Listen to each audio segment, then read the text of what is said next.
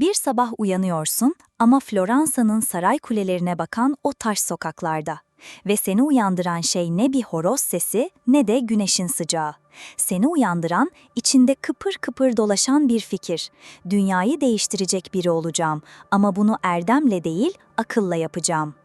O gün kaderin yazıldığı gün. Çünkü sen artık sadece sıradan bir insan değil, tarihin en tartışmalı zekası, her liderin gizli danışmanı, her tiranın arkasındaki kılavuzsun.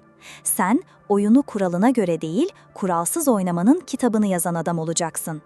Ve dünya seni bir hain gibi anacak. Ama sen her zaman şunu bileceksin.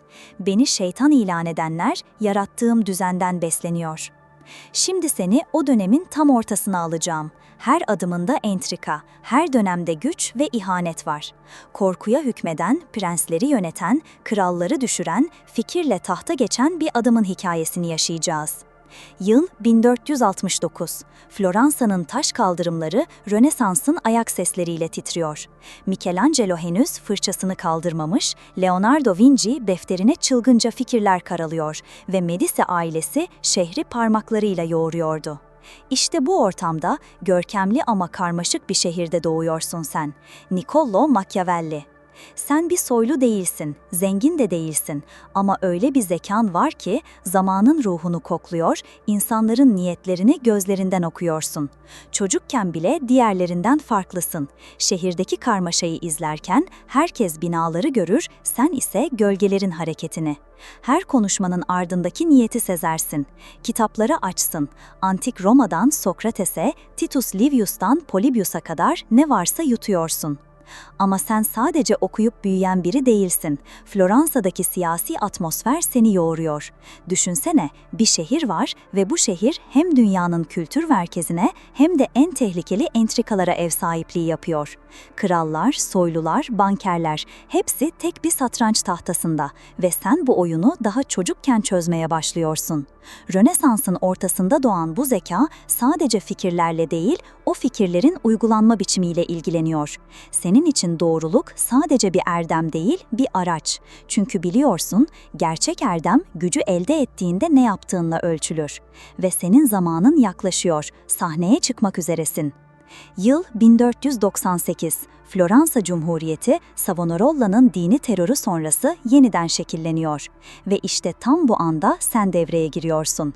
Henüz 30 yaşında bir adamken Floransa'nın dış ilişkiler dairesine atanıyorsun. Kısa süre içinde şehir senin adını fısıldamaya başlıyor. Çünkü sen diplomasi oyununu bir satranç değil, bir psikolojik savaş olarak oynuyorsun. İlk görevlerinden biri Papa'nın karşısına çıkmak, daha sonra Fransa kralı, İspanya temsilcileri ve tabii ki o unutulmaz adam, Cesare Borgia. Hani şu Papa'nın evladı, yakışıklı, zalim ve hırslı prens. İşte onunla tanıştığın an tarihin akışı değişiyor. Çünkü Cesare Borgia senin zihninde mükemmel lider prototipini doğuruyor. Onun cesareti, acımasızlığı, stratejik zekası hayranlıkla değil analizle izliyorsun.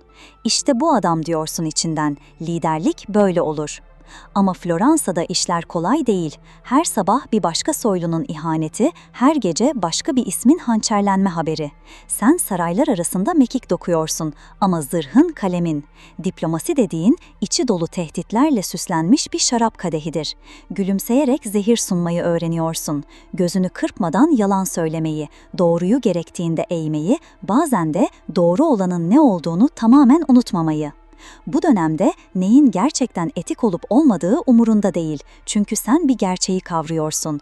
İnsan doğası güvenilmezdir ve devleti ayakta tutmak için lider insanların ne olmalarını isterse ona göre değil, gerçekte nasıl olduklarına göre davranmak zorundadır.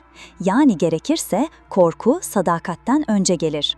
Ve işte böyle şekilleniyorsun sen. Sarayların gölgesinde kuralsızlıkla yoğrulan bir kural koyucuya dönüşüyorsun. Ama oyun her zaman kazananları alkışlamaz. Yıl 1512. Medici ailesi sürgünden döner ve Floransa'daki güç dengesi bir anda alt-üst olur. Senin o diplomasiyle örülmüş yılların, Cesare Borgia'dan öğrendiklerin, saraylar arasında kurduğun tüm o dengeler bir günde çöker. Yeni gelen düzen için sen, önceki yönetimin adamısın, artık güvenilmezsin ve seni doğrudan hedef tahtasına oturtuyorlar. Tarih seni sorgu odasına atıyor. İşkenceler, suçlamalar, zindanda geçen günler. O kalemiyle kralları titreten adam artık zincirlenmiş halde duvarlara konuşuyor. Sırtında kırbaç izleriyle, dudaklarında yine de inatçı bir gülümseme. Beni susturamazsınız. Ama hayır, bu hikayede kahramanlık nutukları yok. Çünkü sen kahramanlık taslamıyorsun, hayatta kalmak istiyorsun. Ve sistemin ne olduğunu herkesten daha iyi bildiğin için egonu değil, aklını kullanıyorsun. Sürgüne gönderiliyorsun. Bir zamanlar diplomatik salonlarda yürüyen adımların artık taşra yollarında yankılanıyor.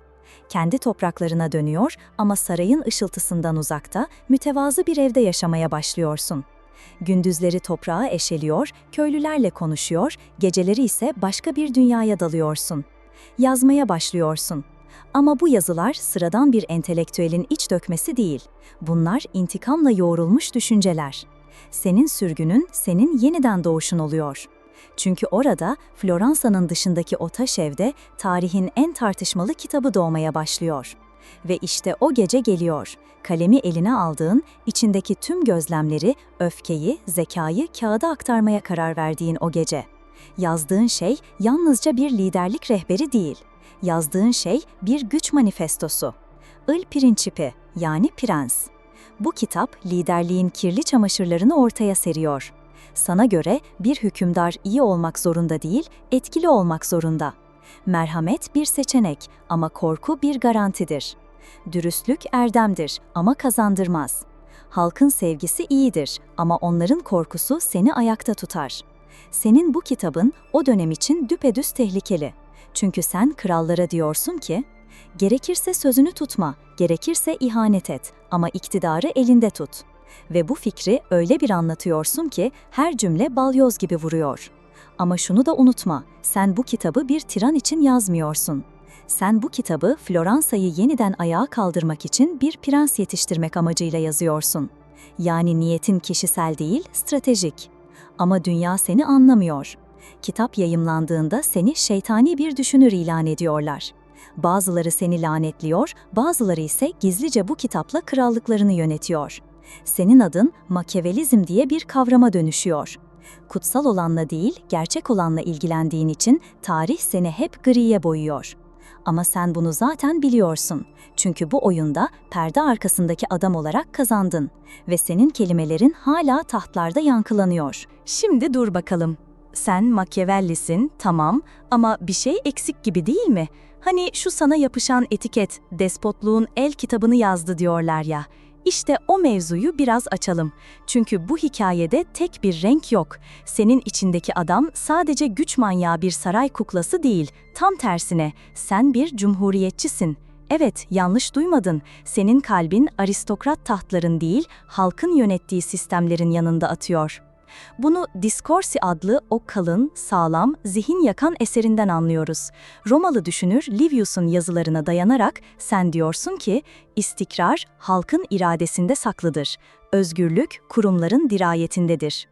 Ama sorun şu, prens seni bir başka adam gibi gösterdi. Çünkü sen dünyaya, siyaset dediğimiz bu kanlı satrançta dürüstçe yaşamanın yetmediğini söyledin. Ve bazıları bunu kabullenemedi. Seninle ilgili fikirler ikiye ayrıldı. Bir kısım dedi ki, bu adam sadece gerçekleri söylüyor. Diğeri dedi ki, bu adam insan doğasını zehirliyor. Ama bilmedikleri bir şey var. Sen iki farklı mevsimi aynı bedende taşıyorsun. Bir yanda prensin acımasız stratejileri, diğer yanda halkın iradesine duyduğun saygı.